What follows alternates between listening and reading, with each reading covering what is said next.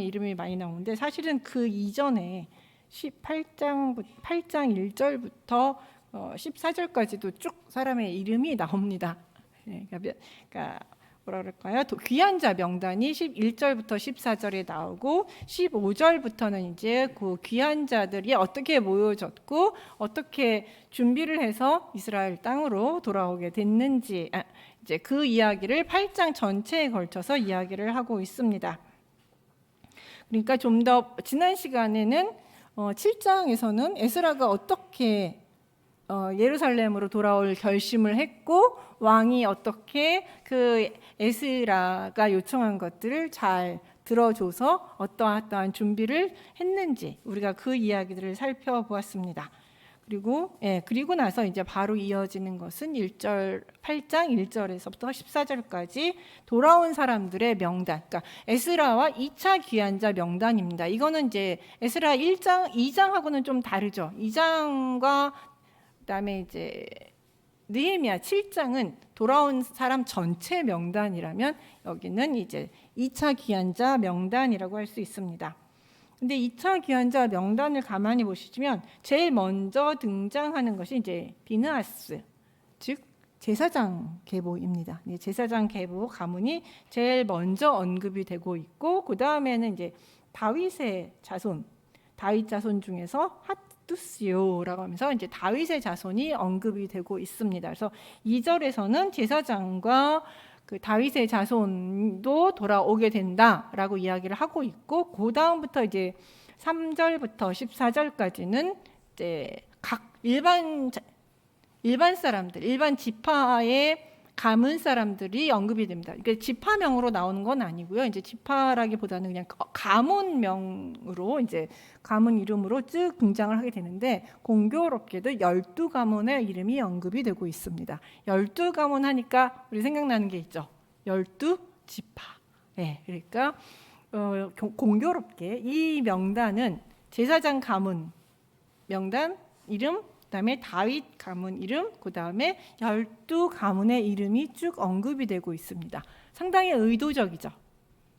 마치 왕정시대, 다윗 왕정시대의 이스라엘의 구성원들 전체를 포함하고 있는 모습을 보여주고 있습니다. 다윗 왕정시대에는 다윗 왕가도 있었고 제사장도 있었고 12지파가 모두 있었잖아요.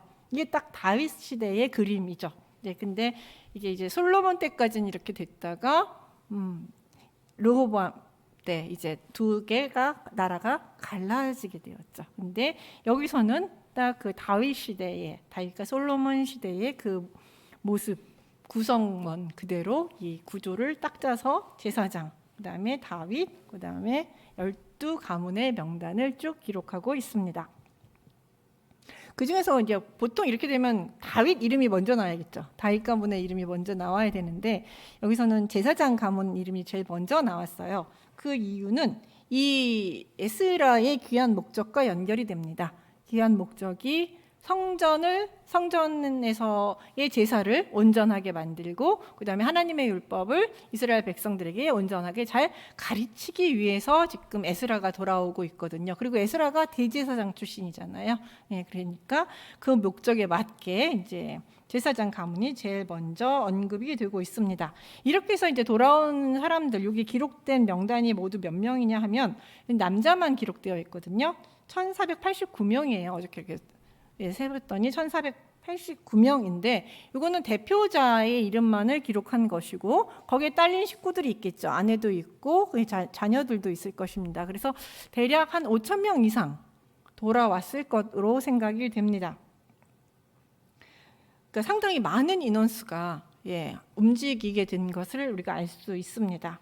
이렇게 이제 전체 인원수가 한 5,000명 정도 되는, 그러니까는 이름을 기록한 사람이 한 1,489명이라는 것을 우리가 여기서 이제 서론적으로 보여줍니다. 이 사람들이 돌아왔습니다. 이렇게 먼저 서론으로 딱 알려준 다음에 근데 어떻게 돌아왔느냐 하면서 이제 15절부터 그 돌아온 이야기들을 자세하게 우리에게 설명하고 있습니다. 그래서 사람들 딱 모집을 했는데요. 1차적으로 에스라가 이제 바벨론에 살고 있는 유다 사람들에게 이제 광고를 했죠. 광고, 서신을 보내든 포스터를 쓰든 구전으로 전하든 간에 다방면으로 광고를 해서 이렇게 해서 에스라가 예루살렘으로 돌아갈 텐데 나와 함께 예루살렘으로 돌아가서 하나님의 나라를 다시 세울 사람, 다시 고향으로 돌아갈 사람을 모집한다. 함께 가겠느냐? 이렇게 이제 광고를 널리 했더니 유다로 돌아가고 싶어하는 사람들이 이제 아하와로 흐르는 강이라고 이제 우리가 번역이 되는데, 아하와가 이름이고 로는 방향이죠. 근데 이제 아하와 수로라고 보통 이야기를 합니다. 근데 이것이 정확하게 어딘지는 모르지만 유프라테스 강의 지류예요. 네, 유프라테스 강의 지류니까 그 근처 어디겠죠? 근데 유프라테스 그 지류가 한 1000개가 넘는데요. 그래서 정확하게 여기가 어느 지역인지는 알 수 없지만 어쨌든 바벨론의 강가에 모이게 됩니다. 그리고 이제 모인 다음에 사람들이 1000명 넘게 모여, 5000명 가까이는 아니지만 어쨌든 여기서 지금 이렇게 모였으니까, 이때가 얼마 정도 모였냐면 남자 어른들만 한 1100명 정도에서 1200 정도 모였습니다. 그때 그 정도 모였는데, 모이고 나니까 너무 사람이 많잖아요. 그러면 뭘 해야겠어요? 이제 서류로 남겨야겠죠. 이렇게 몇 명 왔다라는 걸 서류로 남기려면 누가 돌아가는지 호구 조사를 하고 이렇게 해서 딱 기록을 해면서 이제 3일을 강가에서 보내게 됩니다. 그래서 어느 지파 누가 돌아간다, 이제 이런, 그리고 가족은 몇 명, 뭐 이렇게 이제 쭉 호구 조사를 하면서 서류 작업을 하고 있는 와중에 보니까 레위인이 하나도 없는 거예요. 그거를 이제 그 에스라가 발견을 하게 됩니다. 왜냐하면 이거 에스라의 관심은, 지금 돌아가는 관심은 계속 뭐예요? 성전 제사를 잘 드리게 하기 위해서 돌아가니까 성전 제사에 봉사할 수 있는 사람들이 많이 가면 많이 갈수록 좋겠죠. 이거 함께 가야 해요. 어차피 에스라 대제사장 혼자서 그 성전 제사를 다 드릴 수는 없거든요. 꼭 레위인이 있어야지 같이 드릴 수 있어요. 뭐 대제사장 혼자 북치고 장구치고는 할 수도 없고, 그렇다고 일반 사람을 제사에 드릴 수도 없으니까 레위 사람의 존재는 꼭 필요해요. 우리가 여태까지 레위인에 대해서 별로 중요하게 생각 안 하셨죠? 근데 여기서 보면은 같이 봉사하는 그 봉사자들이 엄청 중요하다는 것을 이제 이 에스라 느헤미야는 많이 보여주고 있습니다.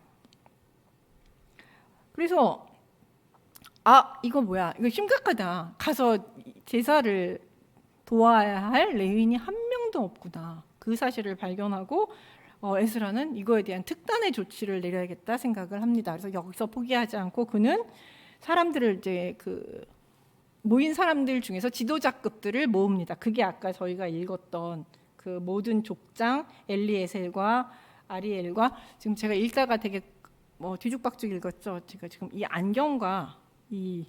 안경을 새로 했거든요. 근데 이 거리가 지금 안 맞아요. 그래서 이게 안 맞아서 글씨가 아직 정확하게 또렷하게 안 읽혀서 제가 아까 읽으면서 계속 실수를 해서 죄송합니다.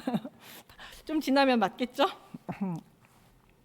어쨌든 그렇게 해서 그 족장들을 불러서 이제 레위 사람이 부족하다. 이 사람들을 어떻게 다시 모아야 되지 않겠느냐라고 이제 얘기를 하고, 그 사람들을 또 불러서 어떻게 하냐면, 그럼 이 근처에서 레위 사람이 제일 많이 사는 데가 어디냐, 혹은 그 레위 사람들을 좀 잘 모집할 수 있는 곳이 어디냐, 이런 것들을 이제 또 정보를 수집했겠죠.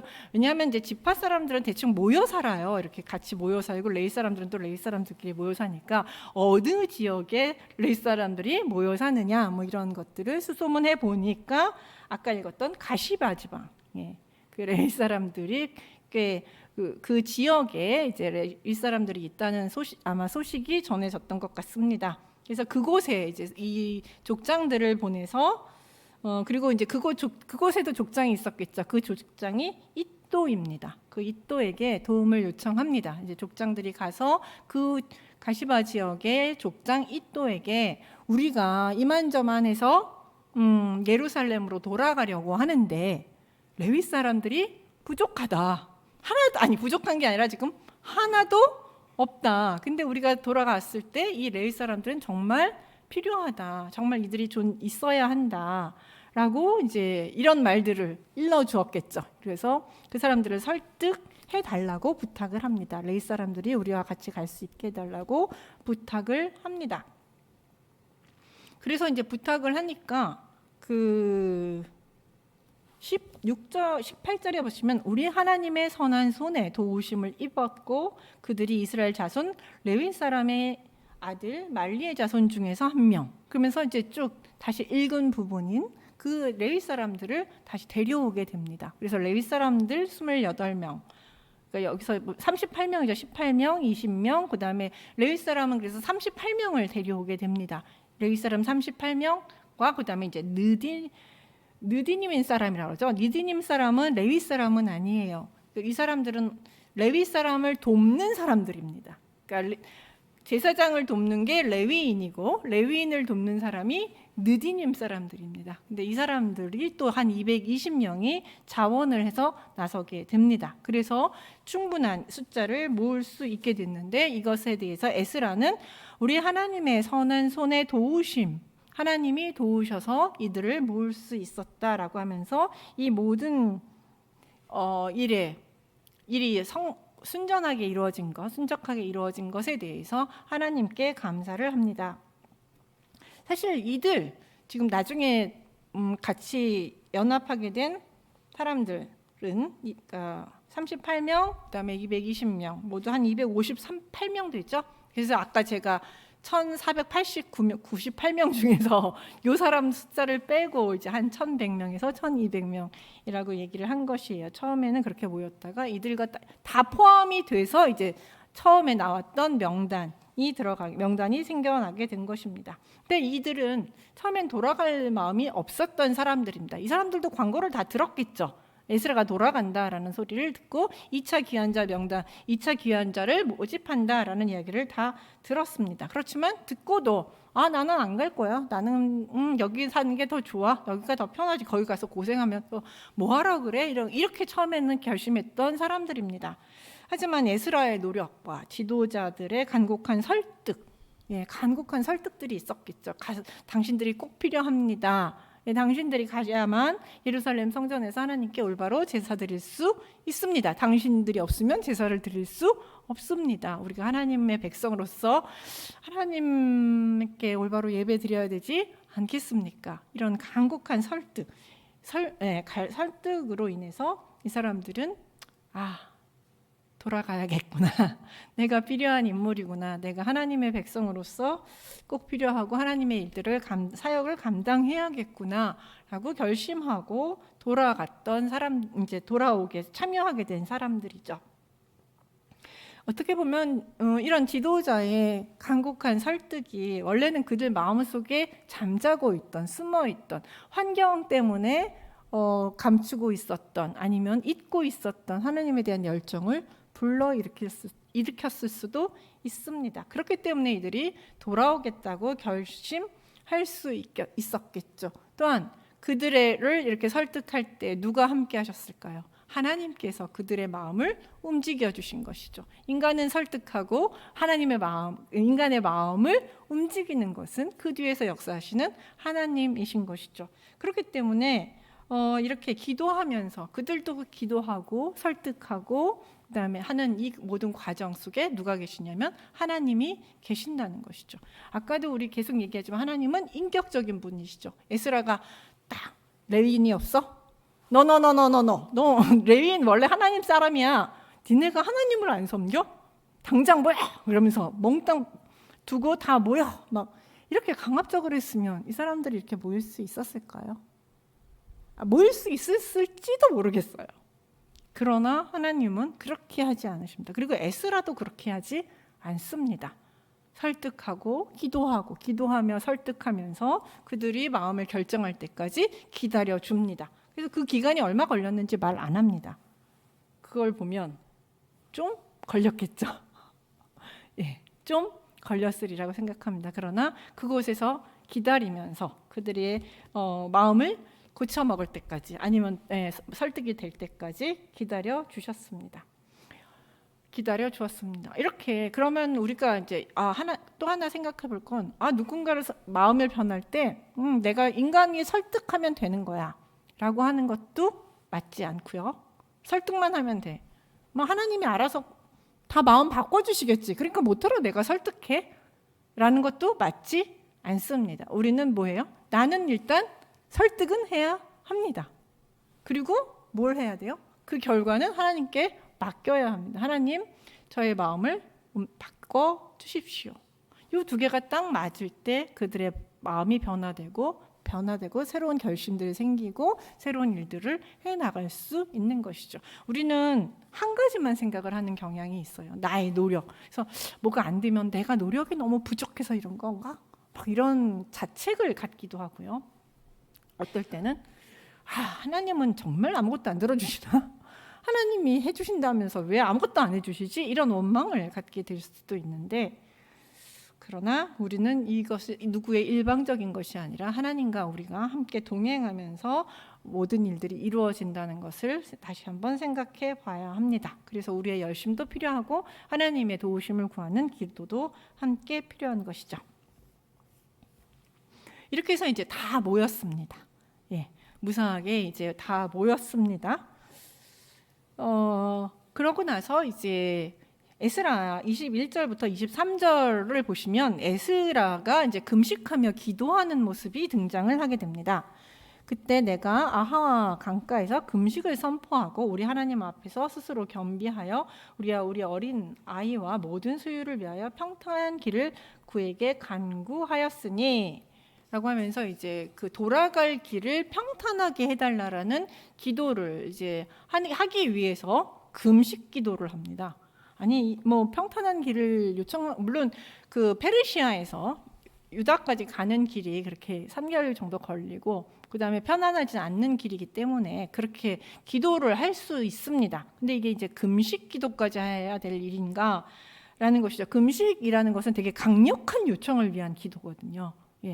하나님 일반적 기도가 아니라 아주 강력하게 정말 결사적으로 목숨을 내놓고 하는 기도의 모습입니다. 그래서 이렇게까지 금식 기도를 하라고 백성들에게 요청을 하고 있습니다.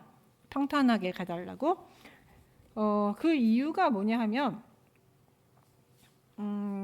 그러니까 그 사실은 이게 평탄하게 가야 되는 이런 기도를 할 필요는 있습니다. 가는 길도 험하고 그다음에 이 사람들이 가져가는 그 재물량이 만만치 않습니다. 그 어느 정도를 가져가느냐 하면 나중에 24절, 25절, 그다음에 26절, 27절에 보시면 이 에스라 일행이 얼마나 많은 재물을 바벨론에서 예루살렘으로 옮겼는지를 쭉 설명을 하고 있어요. 가져간 재물의 명단을 이제 쭉 기록을 하고 있는데 예루살렘 성전에 있었던 예전에 솔로몬이 만들어서 예루살렘에 있었던 은금 그릇들을 포함하여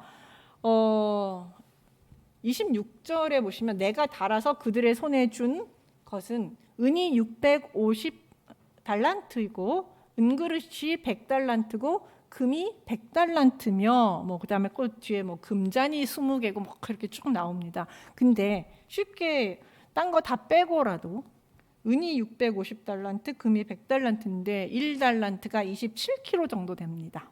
1달란트가 27kg니까 100달란트면 2700kg죠. 금만 2700kg예요. 2톤인가요? 그러면 2700kg니까 어마어마한 양. 은은 더 많죠. 이거보다 지금 몇 배예요? 은은 6배니까 어마어마한 양을 지금 그 페르시아에서 이스라엘로 예루살렘으로 지금 가져가고 있는 상황입니다.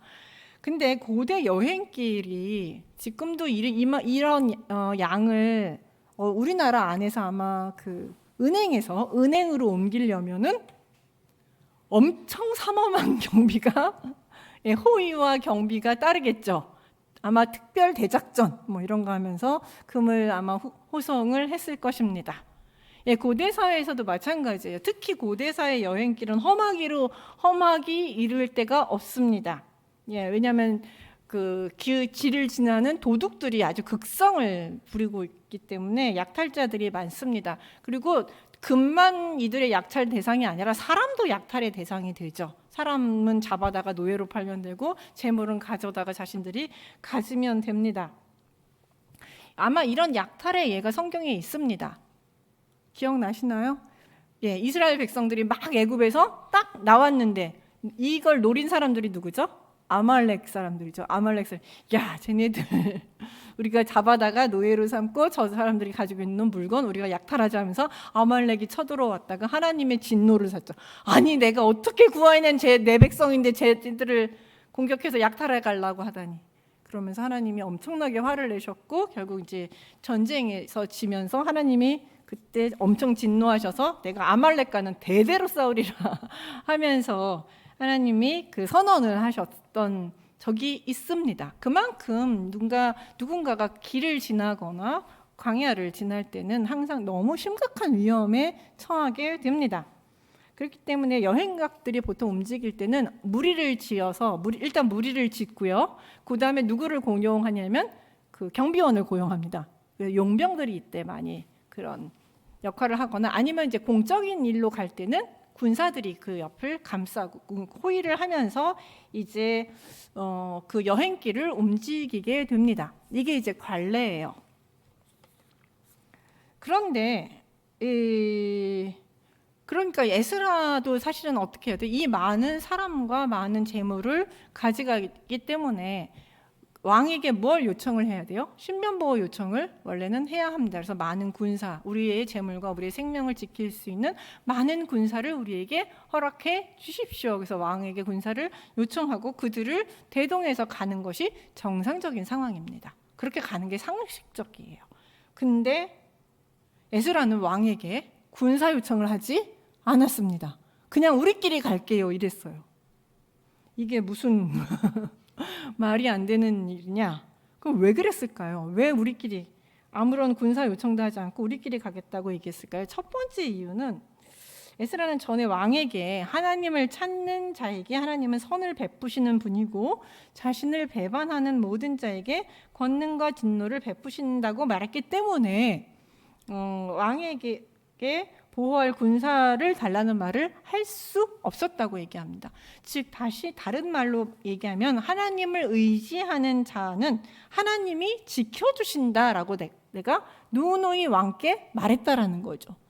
예, 하나님은 자기 백성을 지키시는 자이십니다. 하나님은 늘 우리를 지키시고 보호해 주시는 분이십니다. 우리가 요청하면 하나님은 반드시 그 요청을 들어주시는 분입니다. 내가 왕에게 누누이 그런 얘기를 했다는 거예요. 근데 이제 와서 우리를 지키기 위해서 왕의 군대를 빌려주십시오라고 말하는 것은 내가 그동안 했던 말과 다르다는 것이죠. 그게 이제 두 번째 요청, 두 번째 이유입니다. 자신의 말과 행동이 다르게 하는 것은 부끄럽다라고 생각을 했다는 것이에요. 이게 왜냐면 길에서 적군을 막고 여기 지금 22절에 보시면 길에서 적군을 막고 우리를 도울 보병과 마병을 왕에게 구하기를 부끄러워하였다. 하나님이 우리를 도와주신다고 네 말했는데 지금은 왕에게 군사를 요구하는 것은 내가 그동안 했던 말과 너무 틀린 거죠.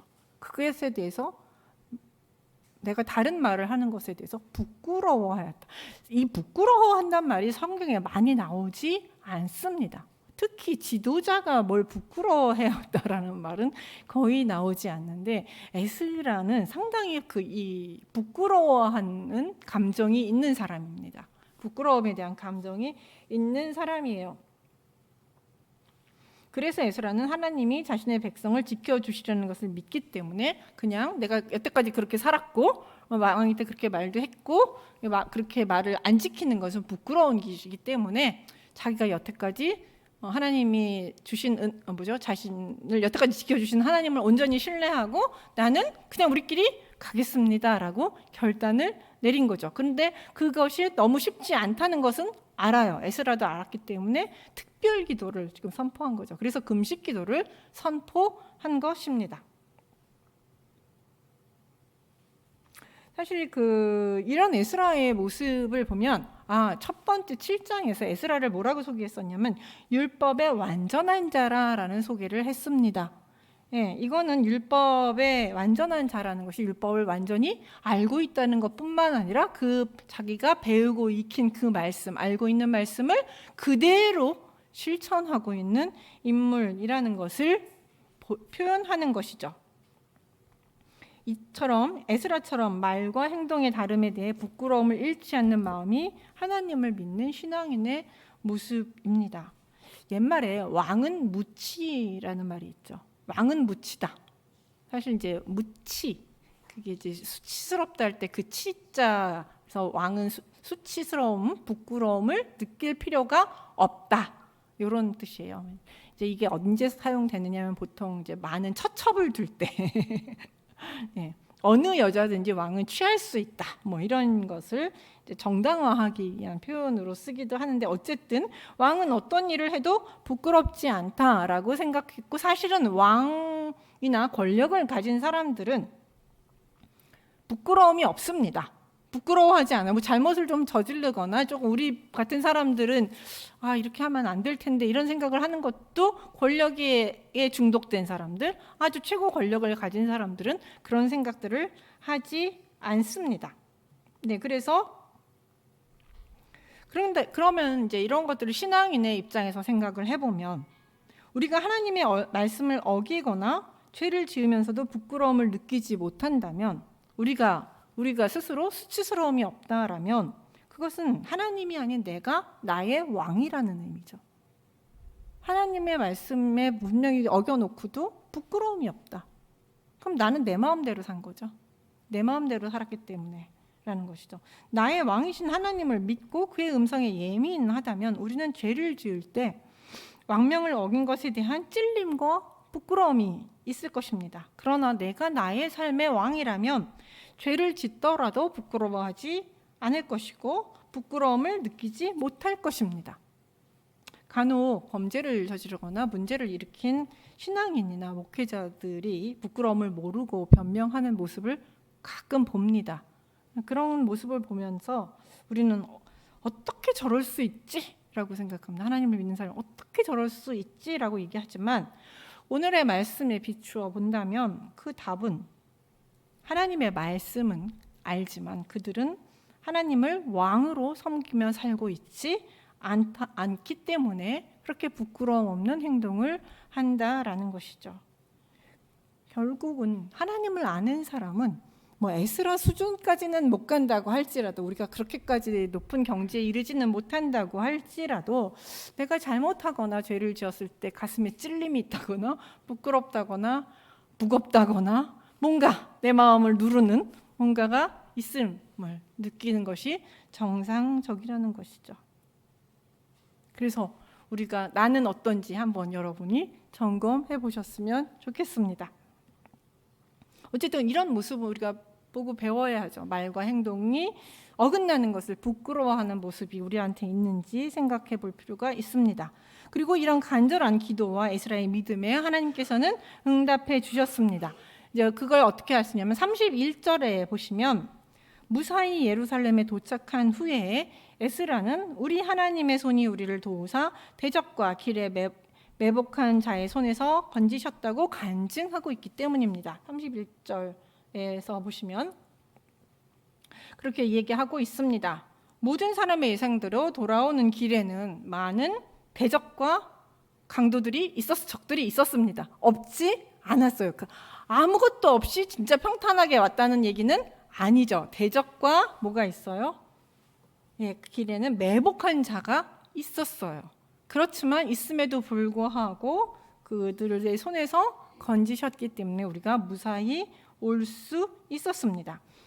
하나님이 그들을 모두 막아주셨다는 것이죠. 즉 에스라의 믿음대로 됐습니다. 하나님께서는 자신을 믿고 의지하는 자가 결코 수치를 당하도록 내버려 두는 분은 아니시기 때문에 하나님은 자신에게 간절히 기도한 에스라의 기도에 그대로 응답하셨습니다. 마치 광야에 막 나온 이스라엘 출애굽에서 광야에 막 나온 이스라엘 백성을 불기둥과 구름기둥으로 인도하신 것처럼 아마 광야 길을 돌아오는 길을 하나님께서 그렇게 인도하신 것처럼 보입니다. 인도하신 것으로 생각이 됩니다. 하나님은 그때도 인도하셨고 이때 에스라 때도 인도하셨고 지금도 이렇게 인도하고 계신 하나님이죠.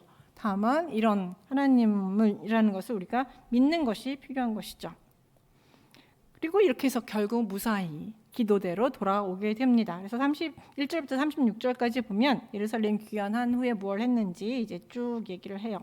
근데 여기서 보면은 내가 이러이러한 기명들을 가져왔는데 막 기록을 하고 숫자를 세요. 에스라가 숫자를 막 세서 하나도 어긋남이 없이 틀림이 없다는 것을 확인한 다음에 예루살렘 성전에 딱 집어 넣습니다. 총량을 다 기록해요. 34절에 보면 모든 것을 다 세고 달아보고 무게의 총량을 그때 기록하였더라. 왜냐하면 이 모든 것이 다 뭐예요? 하나님의 것이죠. 하나님께 바쳐진 것이기 때문에 에스라 입장에서는 뭐 하나 허투루 쓸 수가 없었기 때문에 온전하게 다 하나님께 바치기 위해서 이렇게 정확하게 다 기록하고 관리했던 것이죠. 이걸 보면 에스라가 얼마나 원칙에 충실하고 하나님께 충성되었는지 또한 그런 모습들을 우리가 잘 보고 있습니다. 우리 교인들도 근데 헌금 아끼기 위해서 사실 관리비 아낀다고 우리 아까도 에어컨 켜고 문 열어놨는데 누구 혼났을 거예요 아마. 에어컨 켜고 문 열어서 전기세 나가겠다고. 이게 다 우리가 하나님을 사랑하고 교회를 사랑하면 그 전기세 요만큼 더 나가는 것도 물론 요만큼 더 나가는 게 아니라 많이 나가기도 하지만 어쨌든 그것도 아까워서 우리도 아끼잖아요. 그런 것이 하나님을 사랑하고 하나님의 교회를 사랑하는 사람들의 모습이 아닐까 하는 생각이 듭니다. 그리고 이제 35절에서 돌아온 공동체도 이제 속죄의 죄를 드림으로써 이제 그동안 이방 땅에서 지내면서 부정했던 것들을 전부 다 씻어내고 하나님께 예배 드릴 수 있는 온전한 거룩한 정한 백성으로 다시 한번 거듭나게 됩니다. 아마 그 예배에 참여한 모든 사람들은 너무너무 행복하고 기뻤을 것이라고 생각을 합니다. 그래서 이제 오늘 이제 에스라가 얼마나 완벽하고 믿음이 신실한 것인가, 그리고 여기 이 이야기의 핵심은 어떻게 보면 그 에스라의 기도, 그다음에 그렇게 철저하게 관리하고 하나님 말씀대로 순종하고 있는 삶을 사는 에스라의 모습을 우리가 보았다고 할 수 있습니다. 만일 우리에게 에스라와 같은 근데 지도자가 있다라면 여러분은 어떨까요? 에스라와 같은 지도자가 우리에게 지금 있다면 좀 불편하고 하기 힘든 일을 같이 하자고 열심히 설득하는 지도자, 모든 것을 철저히 기록하고 관리하는 지도자, 말씀 전하는 것과 행동이 늘 일치하는 지도자, 그래서 그걸 일치하지 않으면 부끄럽다고 생각하는 지도자, 그래서 언행일치가 안 되는 우리를 부끄럽게 만드는 지도자가 옆에 있다면 여러분은 어떨 것 같아요? 너무너무 좋을까요? 네, 그의 말이라면 무조건 순종할 수 있을까요? 제가 왜 이런 질문을 하냐면 사실 조금 전에 저희가 21절에서 23절에서 에스라의 기도가 참 신앙적이라고 이야기를 해서 신앙적이라고 얘기하면서 에스라 이런 기도를 한 에스라가 참 훌륭하다 이런 얘기를 했습니다. 그런데 이제 에스라 말고요. 제가 그 에스라 밑에 있는 백성이었다면 어땠을까? 이런 생각을 한번 해보게 됐습니다.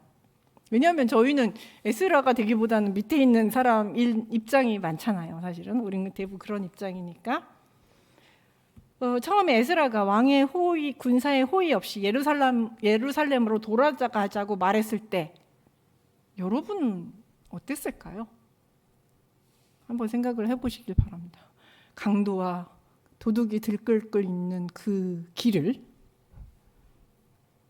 기도만 하면서 그 많은 금은보화를 가지고 기도만 하면서 가자고 하는 에스라의 말을 들었을 때 여러분은 바로 납득하고 따를 수 있었을까요?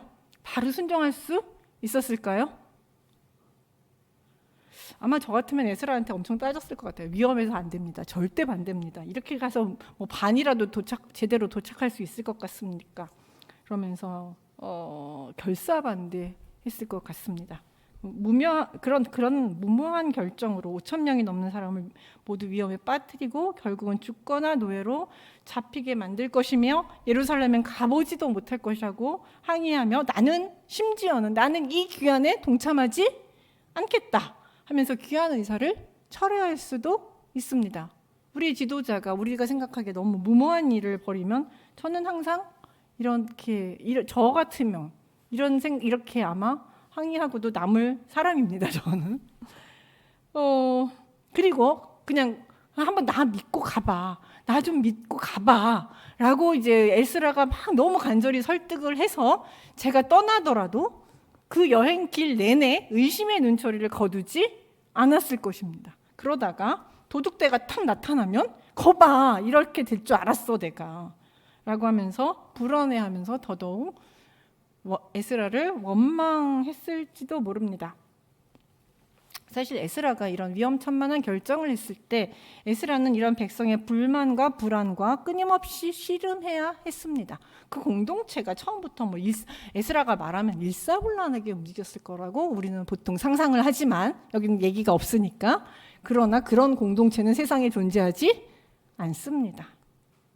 네, 그럼에도 불구하고 에스라는 이런 결정을 이런 상황이 벌어질 걸 뻔히 알면서도 이런 결정을 내렸고 한편으로는 하나님께 금식 기도하며 하나님의 도우심을 구하고 또 어떻게 해서 이들이 다 그 말에 따라서 갈 수 있었을까요? 열심히 설득하고 다녔겠죠. 네, 동참하고 독려하고 씨름하면서 그렇게 갔을 것입니다. 그렇지만 백성들은 그렇게 해서 설득해서 가는 그 길에 한편으로는 에스라를 믿는 마음도 있지만 하나님을 믿는 마음도 있지만 또 한편으로는 상당히 불안하고 무서운 마음도 있었을 것입니다. 그렇기 때문에 출발하는 이스라엘 공동체는 좀 어수선했을 수도 있고 마음이 하나가 되지 못했을 수도 있습니다.